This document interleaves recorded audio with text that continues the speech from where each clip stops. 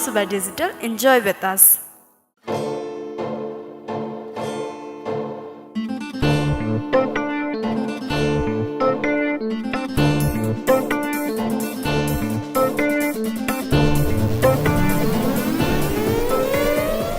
नेपाली चलचित्रका महानायक हुन् राजेश हमाल। चलचित्र युगदेखि युगसम्मबाट आफ्नो कलाकारिता यात्रा सुरु गरी पछिल्लो चलचित्र बागमती शकुन्तलासम्म आइपुग्दा अभिनेता राजेश हमालले 250 भन्दा बढी चलचित्रहरूमा अभिनय गरिसकेका छन्। चलचित्र युगदेखि युगसम्म हुँदै चलचित्र देउता, भीष्म प्रतिज्ञा, देउकी, सिमाना, गोपीकृष्ण, आँधीबेरी, शङ्कर, पृथ्वी, कसम, भाउजू, बसन्ती, भरिया, अवतार, अल्लारे लगायतका सुपरहिट चलचित्रहरूमा अभिनय गरी लाखौं नेपाली दर्शकहरूको मन जित्न सफल भएका हमाललाई नेपाली चलचित्र र दर्शकहरूले महानायकको उपाधि पनि दिएका छन्। एक समय हमालको टाउको पोस्टरमा राख्दा पनि चलचित्र चल्ने गरेको थियो।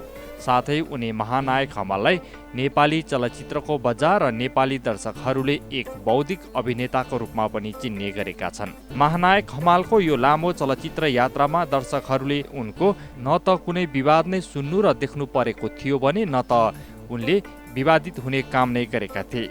चलचित्रको छायाङ्कनको क्रममा होस् या चलचित्र सम्बन्धी अन्य कुनै कार्यक्रममा होस्, शालीन रूपमा प्रस्तुत हुँदै आएका हमाललाई नचिन्ने दर्शकहरू नेपाली चलचित्रको बजारमा सायदै होलान्। उनलाई 5 वर्षको बालकदेखि 70 वर्षका बुढाबुढीहरूले पनि चिन्ने गरेका छन्। यहाँसम्म कि उनको चलचित्रहरू नहेरेको मान्छेले पनि राजेश हमाल भन्ने बित्तिकै नेपाली चलचित्रका महानायक भनेर चिन्ने गरेका छन्, किनकि नेपाली चलचित्रको बजारमा उनको नामै काफी छ। नेपाली चलचित्रको यो लामो यात्रामा कुनै समय वर्षमा 1.5 दर्जनसम्म चलचित्रहरूमा अभिनय गर्न भ्याएका महानायक हमाल त्यस समय नेपाली चलचित्रका निर्माता निर्देशकको पहिलो रोजाइका नायकमा पर्दथे। भन्नै पर्दा त्यो समय महानायक हमालले नेपाली चलचित्रको बजारमा एक छत्र राज गर्न सफल भएका थिए। तर विगत 3 दशक भन्दा पनि लामो समयदेखि नेपाली चलचित्रमा सक्रिय रहँदै आएका महानायक हमाल पछिल्लो समय नेपाली चलचित्रबाट केही टाढा रहँदै आएका छन्। हमालले नयाँ चलचित्रमा अभिनय गरेका छैनन्। उनी अभिनीत केही चलचित्रहरूले व्यावसायिक असफलता भोगेपछि उनी चलचित्रबाट केही पर रहँदै आएका हुन्। तर उनी यति बेला आफै चलचित्रको निर्देशनको तयारीमा जुटिरहेको पनि बताइएको छ। यसै क्रममा केही दिन यताबाट महानायकको समाचारले नेपाली चलचित्रको बजार गरमाइरहेको छ। उनको समाचारले चर्चा पाउनुको कारण भने कलाकार निर्देशक दीपाश्री निरौलाले एक टेलिभिजन कार्यक्रममा नेपाली दर्शक र चलचित्र क्षेत्रले सम्मान गर्दै दिएको महानायक पदवीमाथि प्रश्न चिन्ह खडा गरेपछि उनको समाचारले चर्चा पाउन सुरु गरेको हो। दीपाश्रीले एक इन्टरभ्यू दिने क्रममा राजेश हमाल महानायक हो र भन्दै हमालको महानायक पदवीमाथि प्रश्न उठाएकी थिइन्। त्यसपछि दीपाश्रीको चर्को आलोचना सुरु हुन थालेपछि अन्ततः उनले माफी पनि मागिसकेकी छिन्। यसै क्रममा महानायक राजेश हमालले पनि गत शुक्रबार सामाजिक सञ्जाल मार्फत साङ्केतिक प्रतिक्रिया दिँदै तपाईको जीवनको खुसी तपाईको विचारहरूमा निर्भर गर्दछ, तपाईँ आफ्नो विचारको उत्पादक आफै हो भन्दै आफ्नो प्रतिक्रिया दिएका थिए। त्यस्तै महानायक हमालले एक कार्यक्रममा इन्टरभ्यू दिने क्रममा आफ्नो बारेमा अरूले भनेको कुरालाई लिएर आफू आक्रोशित हुनुपर्ने कारण नरहेको र जसले आफूमाथि प्रश्न गर्छ उनीहरूले मलाई सम्मान नगरे तापनि नेपाली चलचित्रलाई सम्मान गर्नुहुन्छ होला। जुन क्षेत्रलाई उहाँले सम्मान गर्नुहुन्छ त्यो क्षेत्र त्यसै बनेको होइन, त्यो क्षेत्र बन्नुमा विगत र वर्तमानमा सबैको योगदान रहेको बताएका छन्। साथै महानायक हमालले आफूले आफैलाई सुपरस्टार सम्झेर म योसँग काम गर्छु त्योसँग गर्दिन भन्ने भावना राखेको भए सायद जो व्यक्तिले जुन ममाथि अभिव्यक्ति दिनुभएको छ उहाँ नै गोली सिसाको भन्ने गीतमा नहुन पनि सक्थ्यो बताएका छन्। यति बेला कोरोना भाइरसको कारण नेपाली चलचित्रको बजार शून्यको अवस्थामा रहे पनि नेपाली चलचित्र कर्मीहरूले सामाजिक सञ्जाल मार्फत व्यक्त गरेका अभिव्यक्तिले भने नेपाली चलचित्रको मिडिया गरमाइरहेको छ।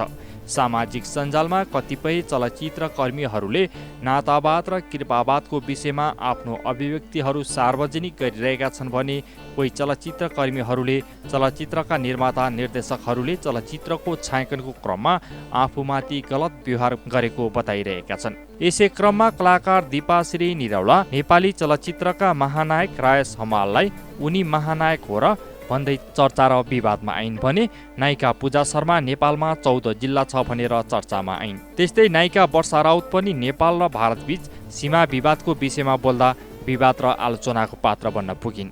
यसै क्रममा दिपाको उक्त तर्क सार्वजनिक भएपछि कतिपय सामाजिक सञ्जाल प्रयोगकर्ताले दीपक राज गिरीलाई महानायक भन्नुपर्ने भन्दै दिपामाथि व्यङ्ग्य गर्न थालेपछि कलाकार तथा निर्माता दीपक राज गिरीले यस विषयमा मुख खोलेका छन्। दीपक राज गिरीले महानायकको विवादमा आफू पनि तानिएपछि सामाजिक सञ्जालमा लेखेका छन्, जबदेखि कलाकार भए हरिदाई, मदन दाई र सन्तोष दाई जस्तो बन्न पाए हुन्थ्यो भन्ने सोच्थे। मेरो बाटो मेरो लक्ष्य कहिले पनि महानायकको घरतिर मोडिएन। मेरो गल्ती बिना नै मलाई जबरजस्ती महानायक बनाउनेहरूलाई धन्यवाद। जब असत्य चिचाइ बोलेर भिड जम्मा गरिरहेको हुन्छ, सत्यले चुपचाप आफ्नो बाटो हिँड्नु राम्रो भन्दै उनले लेखेका छन्। अभिनेता विराज भट्टले आफैले निर्माण र निर्देशन गरेको चलचित्र हो साङ्लो, जुन चलचित्रबाट अभिनेता विराजले लामो समयको अन्तरालपछि पुनः नेपाली चलचित्रको बजारमा कमब्याक गरेका थिए। चलचित्रमा उनी पूर्व मिस नेपाल तथा नायिका निकिता चण्डको साथमा प्रस्तुत भएका थिए। कुनै समय नेपाली चलचित्रको बजारमा एक्सन नायकको छवि बनाउँदै नेपाली दर्शकहरूको मन जित्न सफल भएका अभिनेता विराज नेपाली चलचित्रमा राम्रै माग भइरहेको समयमा उनी भोजपुरी चलचित्रमा व्यस्त हुन पुगेका थिए। भोजपुरी चलचित्रमा अभिनय गर्न थालेपछि नेपाली चलचित्रबाट केही टाढा रहँदै आएका अभिनेता विराजले निर्माण र निर्देशन गरेको चलचित्र साङ्लोले प्रदर्शनको समय नेपाली दर्शकहरूको मन जित्दै व्यावसायिक सफलता बटुल्न सफल भएको थियो। साथै चलचित्रमा समावेश गीत सङ्गीतले पनि दर्शक श्रोताहरूको मन जित्न सफल भएको थियो। त्यसैगरी यसै चलचित्रबाट नायिकाको रूपमा नेपाली रजतपटमा डेब्यू गरेकी नायिका निकिताको पनि नृत्य र अभिनय कलाको खुलेर प्रशंसा भएको थियो। अब एक्सन नायक विराज भट्टको भरपुर एक्सन रहेको चलचित्र साङ्लोलाई सिनेमा हलमा हेर्न नपाएका दर्शकहरूले अब घरमै बसी हेर्न पाउने भएका छन्। दर्शकहरूको अत्यधिक मागलाई मध्यनजर गर्दै चलचित्र साङ्लोलाई डिस होमको सिनेमाघर च्यानल नम्बर 888बाट आउँदो शुक्रबार असार 26 गतेबाट पुनः प्रसारण गरिन लागि हो। चलचित्रमा अभिनेता विराज भट्ट र नायिका निकिता चण्डको साथमा जयनन्द लामा, कामेश्वर चौरसिया, प्रकाश शाह, आरपी पन्त, लय सङ्ग्रोला, अमित गिरी, शिशिर भण्डारी, रमेश चौधरी, भीष्मा जोशी लगायत कलाकारहरूको अभिनय हेर्न पाइनेछ।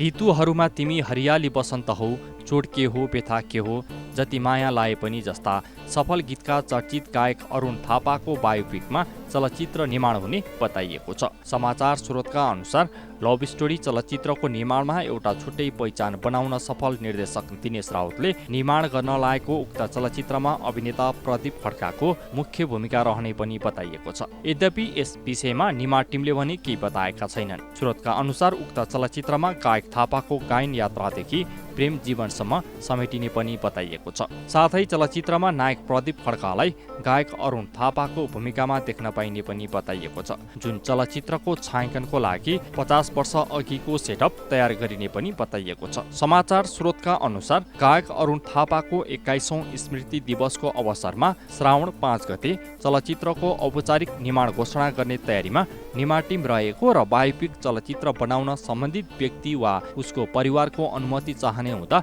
निर्देशक दिनेश थापाको टिम गायक अरुण थापाकी छोरीसँग भेट गर्ने सोचमा रहेको पनि स्रोतले बताएको छ। 2056 साल साउन 5 गते यस संसारबाट विदा भएका गायक थापाकी एक छोरी छिन् करुणा थापा। उनी हाल अस्ट्रेलियामा बस्ने गरेकी छिन्। अर्को वर्षको सुरुवातबाट छायाङ्कन हुने बताइएको उक्त चलचित्रको कथा विकास सुवेदी र निर्देशक राउतले मिलेर लेखिरहेको पनि बताइएको छ।